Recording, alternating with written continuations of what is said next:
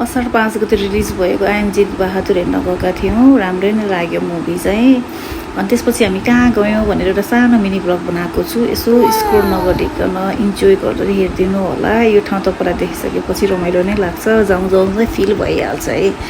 Okay, अब चितवनमा बस्नुहुने मान्छेहरूको लागि त यो नौलो कुरा त होइन, सबैलाई प्रायः जसोलाई अब यो चाहिँ थाहा नै छ कुन ठाउँ होला यो भनेर। अब तपाईँहरूले नि देख्ने बित्तिकै गेस पनि गर्न सक्नुहुन्छ। नारायणी किनारमा छ यो चाहिँ।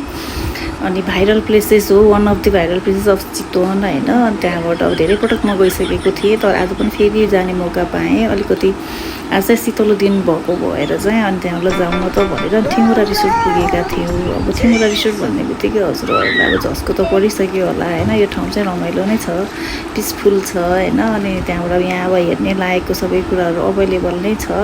तपाईँहरू आएर पनि इन्जोय गर्न सक्नुहुन्छ। अब को आउनु भएको छैन, अब आएर चाहिँ इन्जोय गर्नु होला।